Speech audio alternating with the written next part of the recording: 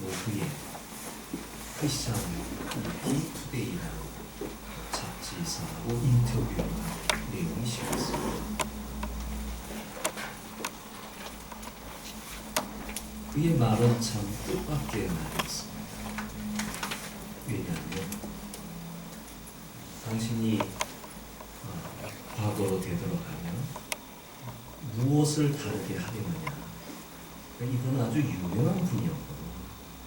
전 세계를 다니면서 위대한 분에서 그렇게 사역을 했고 우리 한국에도 오셨고 또 오늘날 전문적인 용어이 있긴 합니다만 복음주의를 만들어낸 우리 기독교가 자유주의에 의해 가지고 하나님도 부정하고 교회도 부정하고 성도들의 삶도 부정하고 그런 자유주의가 한참 범람할 때 이분이 중심이 돼가지고 복음주의를 만들어내는 중요한 역할을 했던 겁니다. 당신이 과거로 되돌아간다면 다르게 할 게 있습니까? 아무것도 후회할 게 없었을 것 같은데 네 가지를 얘기하는 겁니다. 그 첫 번째가 설교를 덜 하고 싶다. 설교를 많이 했거든요. 그러면은 설교를 많이 했기 때문에 하나님께 감사하다 이럴 줄 알았는데 설교를 덜 하고 싶다. 두 번째로는 정치에 관여하지 않겠습니다. 이분이 있는 곳에는 늘 대통령이 있었습니다. 대통령께 상담도 하고 보좌도 하고. 근데 그의 입에서 나온 얘기가 정치를 하지 않겠습니다. 오늘날 여러 당에 의해 가지고 우리 성도들이 흥분해하고 있습니다. 내 당이 최고. 내 당의 입장을 들어주지 않으면 문제가 있는 것이고 우리 빌리브라는 말을 들으시기 바랍니다. 정치적인 발언하지 마시기 바랍니다. 개인적인 소견은 있겠지만 그거를 주장하지 마시기 바랍니다.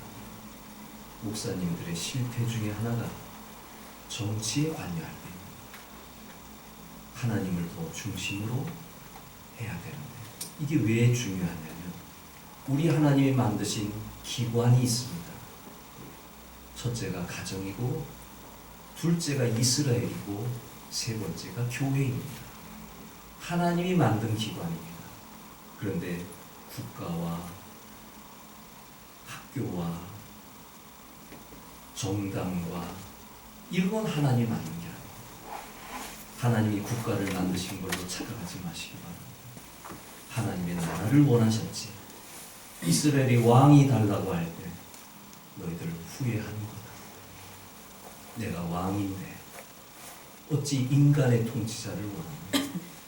그러면서 말씀하신 것이 그가 너희들을 억누를 것이고 그가 너희 자녀들을 뺏어갈 것이고 왜냐하면 왕이 된 사람들은 모든 것을 자기 중심으로 해야 됩니다. 하나님이 안타까워서 그렇게 말씀하셨지만 그래도 우리에게 왕을 주세요 하니까 할 수 없이 하나님이 주셔서 이스라엘 국가가 만들어진 거예요. 우리 하나님이 주시지 않은 것 중에 하나가 바로 시민단체, 학교, 기업, 정당, 정부, 국가 이건 하나님이 주시지 않았습니다. 그러니까 우리가 너무 정치에 몰두하게 되면 그 부분에서 실패할 수 있다는 것을 빌리브라는 본 것입니다. 세 번째는 공부를 더 하고 싶습니다. 이건 이해가 되는 것이 전 세계를 돌아다니면서 늘 복음전도 설교만 반복하다 보니까 책 읽을 시간이 없었던 거예요. 개인적인 소망이 없겠죠. 그 다음에 네 번째가 오늘 설교하고 연결되어지는 가족과 함께 더 많은 시간을 가지고 싶습니다. 우리는 지금 가족과 어떻게 지내고 있습니다. 내가 신앙생활 잘한다.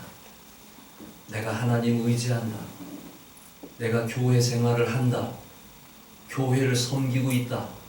이렇게 얘기하는 이면에 내 가정은 어떻습니까? 내 자녀들은 어떻고 내 부모는 어떻고 우리는 그들과 대화하고 있습니까? 함께 식사는 하고 있습니까? 이게 오늘 가정주일에 주님께서 우리에게 주시는 말씀입니다. 가족들과 함께 하고 싶다. 이게 나이 들면 들수록 가정을 소중하게 여기게 되는데,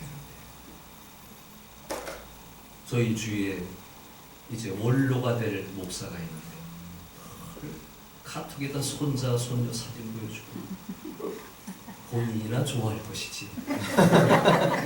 그래서 저는 절대 우리 손녀 사진 안 보여줍니다. 나만 좋은 거죠. 내 가족이니까 좋은 거죠. 그래서 나이 든 분들을 보면은 가족 얘기만 합니다. 내 아이가 어떻고 내 손주가 어떻고. 그러면서 툭 내뱉는 얘기가 자녀들이 내 곁에서 살았으면 좋겠다. 함께 살겠다는 얘기는 아니고 그냥 좀 가까운 곳에 살면서 지냈으면 좋겠다. 이거 빌리 그레이엄 목사님이나 나이 드신 분들은 똑같은 생각이죠. 그러니까 소중한 게 뭐냐? 이게 나중에서야 깨닫는다. 나중에서야. 지나온 삶을 우리는 어떻게 할 수는 없습니다만, 하루아침에 바꿀 수는 없습니다만, 우리에게 중요한 것은 가족들과 함께하는 시간을 가지도록 노력해야겠다 하는 것입니다. 이제라도 함께 식사하고 함께 교제하고, 날마다 할 수는 없지만 우리가 이런 어버이날이나 또 특별한 날일 때, 설날이나 이럴 때 좀 함께 할 수 있는 그런 모습이 되어야 되겠다 하는 것입니다. 아무튼 행복은, 이거는 나이 든 사람뿐만 아니라 철학자도 그렇습니다. 철학자들의 쓴 글을 보면 경험하고 깨닫고 난 다음에 가족 얘기를 합니다. 특별히 자손 얘기를 합니다. 내가 사는 존재 이유는 또 다른 자녀를 만들고 또 다른 후손을 만들고, 이게 철학 주제가 된다. 나는 그걸 볼 때 너무 놀랐어요. 아니, 그 깊은 주제들이 많은데 왜 하필이면 오늘 본문에 있는 말씀처럼 후손의 후손을 보게 할지어다, 이게 철학 주제가 된단 말이에요. 이게 또 자손의 자손을 보게 할지, 그게 너무나 중요하다고 그 철학자들은 얘기하는 것입니다. 하나님께서 만드신 세계의 기간, 첫째 가정이라 그러지 않았습니다. 아담과 하와를 만드시고 가정을 만들어주셨습니다. 두 번째는 이스라엘을 만들어주셨습니다. 아브라함을 선택하시고 그 자녀 12명이 12지파가 되고 이스라엘이라는 나라를 만들어주셨습니다. 가족의 확대입니다. 저는 이걸 중요하게 여깁니다. 아브라함은 한 사람이었습니다. 근데 그 사람을 통하여서 12명이 12지파가 나옵니다. 12지파가 이스라엘 국가를, 그 여러분 한 사람 한 사람이 얼마나 소중한지 모릅니다. 여러분의 가족을 통해서, 여러분의 자녀를 통하여, 여러분의 후손을 통하여 하나님이 어떤 일을 이루실지 모르는 겁니다. 그러니 소중한 거예요. 여러분도 소중하고, 여러분의 자녀도 소중하고, 여러분의 자손도 소중하고, 이스라엘 아브라함으로부터 시작됐다. 이걸 우리는 깊이 생각해야 할 것이고, 그 다음에 세 번째로 하나님은 하나님의 백성이 만들어지게 하셔가지고 교회를 만드셨습니다. 바로 저와 여러분들은 하나님을 우리 아버지라고 고백하는 형제 자매. 저는 중고등부 때 형제님, 자매님, 이게 너무 익숙해졌었어요. 그때 그 교회에서는 그 용어가 아주 자연스러운 용어였어요. 형제님, 자매님. 근데 요즘은 이 용어를 쓰면 저거 이단 아니야? 그렇게들 얘기하더라고요. 근데 우리는 하나님 앞에서 형제, 자매 이렇게 만들어진 교회 공동체입니다. 하나님 아버지로 해서 우리는 자녀니까 이거말로 가족 공동체 아닙니까? 하나님은 이러한 공동체를 우리에게 허락하셨습니다. 자, 오늘 본문의 성경은 가족들과의 화목을 얘기하고 있습니다. 단란하고 행복한 가족들의 모습이 3절에 나와 있는데, 내 집 안방에 있는 내 아내는 결실한 포도나무 같으며 내 식탁에 둘러앉은 자식들은 어린 감람나무 같으리로다. 여기 아내에 대한 얘기가 있고 자녀에 대한 얘기인데 남편에 대한 얘기는 없어요. 남편이 못된 것 같아요. 하나님 보실 때도. 왜냐하면 여성의 사랑은 고귀한 면이 있어요. 이 아기를 하나 이렇게 키우는 모습을 보더라도 남편은 귀찮아하는데, 엄마는 그걸 꼭 끌어안고 밤새 씨름하고 하는 모습을 보면 하나님이 보실 때도, 여기 성경에도 아내는 그렇게 하고 남편은 없습니다. 이 시간에 남편분들 회개하시기 바랍니다. 늘 잘해줄 수 있기를 바랍니다. 우리 가족들은 늘 함께 지내기 때문에 귀한 줄을 모릅니다. 그래서 많은 분들이 귀찮게 생각할 수 있습니다.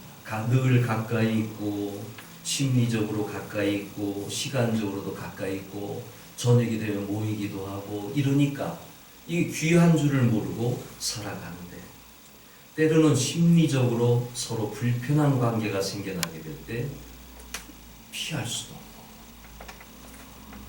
떠나갈 수도 없고, 그렇기 때문에 요즘 많은 사람들이 독신을 선호하고 있는 것 같습니다. 2023년 통계표를 보니까 20대 여성의 70%가 독신을 선호한다. 이제 뭔가 가족으로 얽매이는 게 싫은 거예요. 요즘은 결혼식을 할 때도 가족과의 얽매이는 게 싫어가지고 아주 단촐하게 하는, 친척하고도 엮이고 싶지 않고, 그렇게 많은 분들이 독립적인 것을 좋아하는 시대가 되었습니다. 혼자 살면 가족관계 갈등할 것 없고, 상처받을 일 없고, 상처 줄 일 없고, 미워할 일 없고, 용서하지 못해 고통스러운 일 없고, 이러니까 그냥 혼자 살고 싶어 합니다. 물론 혼자 살면 편안할 수가 있습니다. 그러나 얻는 것이 있으면 잃는 것도 있는, 그게 뭐냐면 고독이라고. 고독과 더불어 허무가 있다. 전도서에 그 말씀을 전해주고 있습니다. 전도서에 어떤 말씀이냐면, 해 아래에서 내가 헛된 것을 하나 봤다. 그게 뭐냐? 어떤 사람이 있는데 아들도 없어요, 형제도 없어요, 혼자 살아가고 있어요. 돈도 많이 벌었어요. 행복할 것 같은데 행복하지 않다. 거기서 한 가지 딱 짚는 것이 뭐냐면, 자, 이 부요로 인해 내가 행복할 것 같았는데 행복하지 않고, 또 하나가 뭐냐면, 이거 다 내가 오늘도 열심히 일해서 돈을 벌고 내일도 열심히 일해서 돈을 벌 것인데 이 돈 번 것을 누구에게 줄 수 있느냐. 이게 전도서 기자가 얘기합니다. 지금 내가 부지런히 살아야 돼. 돈도 많이 벌고 또 벌었어. 근데 내가 이 세상을 끝내게 되면 이거 다 누구에게 가고, 지금 내가 지금 번 남들 이것을 지금 누구를 위해서 내가 이렇게 열심히 살지? 이런 고민을 하게 된다면 그 사람의 인생은 헛된 인생이다, 무익한 노고로다. 성경에 그렇게 표현해요. 노고를 하긴 하는데 그래도 가족이 서로 협력하고 돌보아주고 나눠주고 이렇게 살면 그래도 좋은데, 나 혼자만 살다 보니까 무익한 노고로다. 전도서 기자가 그렇게 얘기하고 있습니다. 반면에 우리는 힘들고 어렵고 심리적으로 정신적으로 물질적으로 부딪히고 막 이렇게 살아가지만, 누군가를 위해서 수고한다 할 때는 저는 우리 어머니 기억이 나요. 여러분도 그러실 것 같은데, 나이 드신 분들은 돈을 대수인 대로 모으시더라고요. 국가에 주는 것도 모으고, 또 알바도 하셨어요. 저기 노인복지관에 가서 아직은 힘이 있으니까 힘이 없는 분들 다리를 이렇게 주물러 주시더라고요. 그러면서 또 돈을 좀 받으시더라고요. 그래서 이렇게 받고 하는 걸 큰 돈은 아니지만 모으는 재미만 있는 게 아니라 언젠가 자식에게 주는 재미. 여러분도 그러실 것 같아요. 그 주는 재미가 있잖아요. 별로 안 모으시는 것 같아요. 가진 게 없어서 그런지 별로 표정이 근데 주는 재미가 있다는 거예요. 그거 참 그래서 늘 하는 얘기가 있습니다. 왜 그렇게 하냐고. 그냥 편하게 사시라고 하는데도 조금이라도 모아가지고 어느 자녀에게 주고 어느 자녀에게 주는 그 주는 재미, 그 기쁨으로 살아가는 것을 본 적이 있습니다. 우리는 누군가를 위해서 수고한다. 이거는 노동을 위해서 얻는 것이 아니고 이건 그냥 부딪히는 관계에서 얻는 거예요. 때문에 하나님은 우리가 그래도 의미 있는 삶을 살아가야 되기 때문에 함께 살아요. 그래서 가정을 만들어 주신 것입니다. 덴마크의 유명한 철학자 주에린 키에르케고르가 이런 얘기를 했습니다. 어떤 결정이든지 인간은 후회를 계속해서 할 수밖에 없다. 이 결정해도 후회할 것이고 저 결정해도 후회할 것이고 이 키에르케고르 철학자의 얘기를 가지고서 결혼해도 후회할 것이고 결혼 안 해도 후회할 것이라 이런 얘기가 나오는 겁니다. 그러니까 중요한 건 우리는 어떤 결정을 하더라도 후회하는 인생이 된다고 합니다. 그런 면에 있어서 우리 스스로가 이 세상에서 어차피 후회하는 인생이라면 우리가 함께 살아가는 인생이 더 복되지 않겠느냐, 그렇게 결론을 지을 수도 있는 것입니다. 쇼펜하우는 이런 얘기를 했습니다. 내 머릿속에 내가 아주 신중하게 생각하고 내린 결정이라 할지라도 내 마음속엔 야당이 있다는 거예요. 그게 무슨 얘기냐면 내가 심사숙고해서 결정했지만 그게 항상 불만족스럽다는 거예요. 그러므로 우리들은 이 세상에서 완벽한 결정이라는 것, 혼자 산다고 해서 완벽한 결정도 아니고 함께 산다고 해서 완벽한 결정도 아니고, 그러기에 우리들이 생각해야 할 부분은 서로 조화롭게 살아가요. 만약에 혼자 살아감으로 완벽하다면 목사는 혼자 살아가세요라고 얘기할 겁니다. 그런데 혼자 살아가는 것이 완벽하지 않다. 어차피 인생 후회하게 되어 있고 결정 내린 것도 완벽하지 않은 거야. 우리에게 내린 결론이 뭡니까? 서로 조화롭게 살아가요. 그래서 여러분 옆에 있는 분들 얼굴 한번 보시기 바랍니다.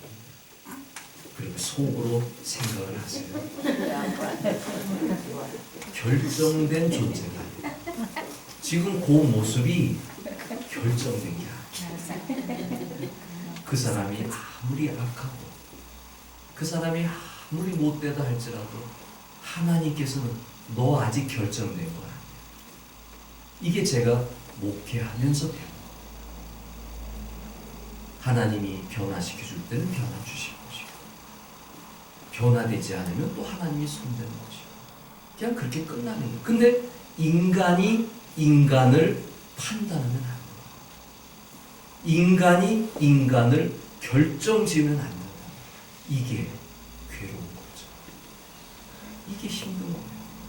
근데 하나님은 우리에게 그렇게 하라고 말씀하시는 거예요.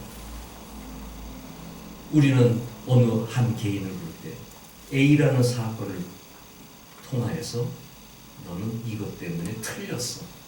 근데 이게 일반적인 삶이 아니라 가족 안에서 일어난다.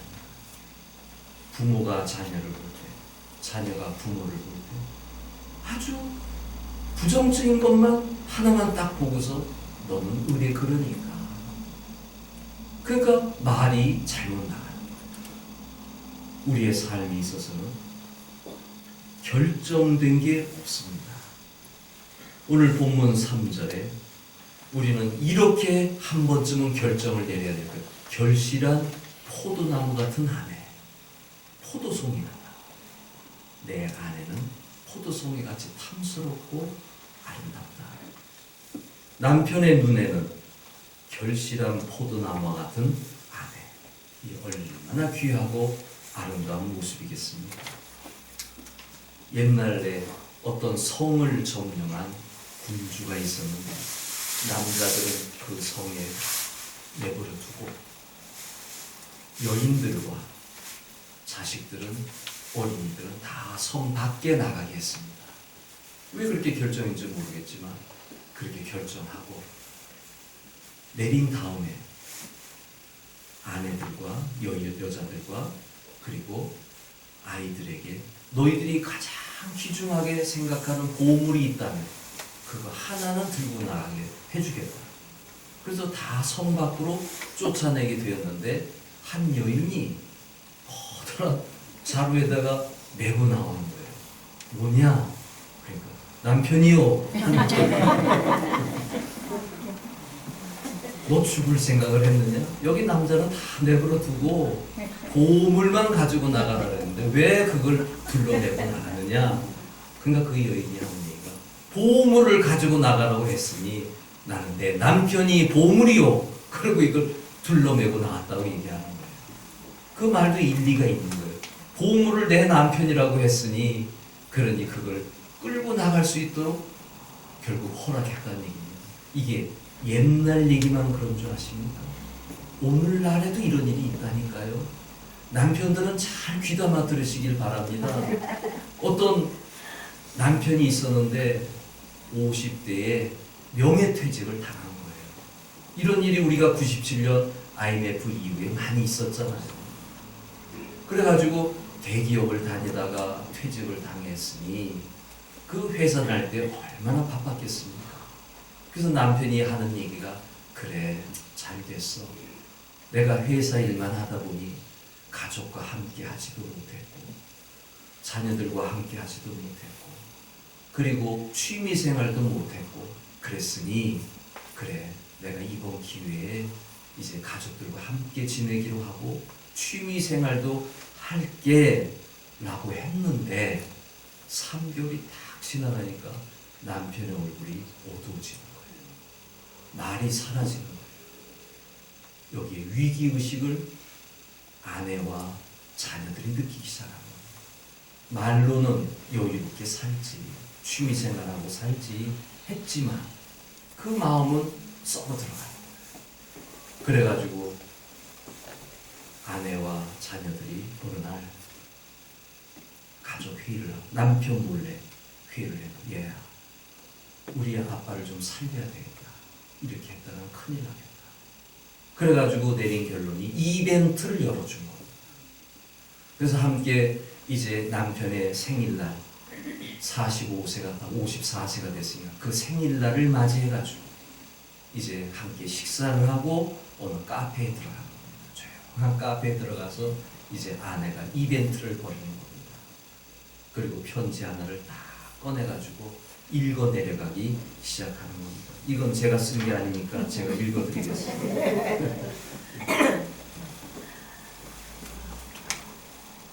여보, 그동안 나에게 고마웠던 일, 나에게 자랑스러웠던 일, 쉬운 4가지를 내가 얘기할게. 어떻게 쉬운 4가지가 있어요? 너무 많은 것 같아요. 근데 정성을 다해서 생각한 것 같아요. 그래가지고 이것도 당신이 나에게 귀한 것이고 저것도 귀한 것이고 해서 정말 쉬운 4가지를 읽어내려가.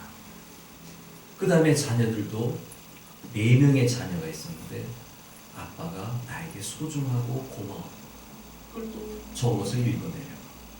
이렇게 하면서 가족이 하나가 되고 남편이 마음을 다시 잡고 용기를 내서 살아가게 되는 그러한 이야기를 했다고 하는 사실입니다. 여러분, 정말 아내는 결실한 포도나무예요. 나는 우리 교회 어느 권사님이라고 얘기하진 않겠습니다. 그분은 남편에게 얼마나 잘하는 줄 몰라요.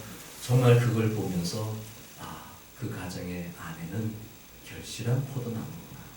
그 생각을 했습니다. 우리 남편들 오늘 이 설교를 들으면서 속으로 따라하시기 바랍니다. 내 아내는 결실한 포도나무다. 이 말이 좀 어려우면 내 아내는 포도송이다. 얼마나 탐스럽고 좋습니까? 그 마음을 간직하고 끝까지 살아갈 수 있기를 바랍니다. 그 다음에 한 가지가 더 있잖아요. 자식은 어린 감람나무 같다. 그렇게 얘기해요. 감람나무는 고귀한 나무인데 두 가지 용도로 쓰여졌습니다. 지성소의 기름으로 쓰여졌고, 그리고 이것은 선지자가 왕에게 기름을 부을 때 쓰여졌던 것이 이 감람나무 기름이라고 합니다. 그만큼 소중하고 귀하다. 우리의 자식들은 소중하고 귀하다. 우리는 이 마음을 가지고 지금까지 살아왔습니다. 앞으로도 변치 말고 그런 마음으로 살아가시기를 바랍니다. 결론적인 말씀 한 가지만 드리겠습니다. 유대인 가족에 대한 얘기인데요. 이들은 상상할 수 없을 정도로 매일 저녁 가족들하고 식사를 한다고 하네요.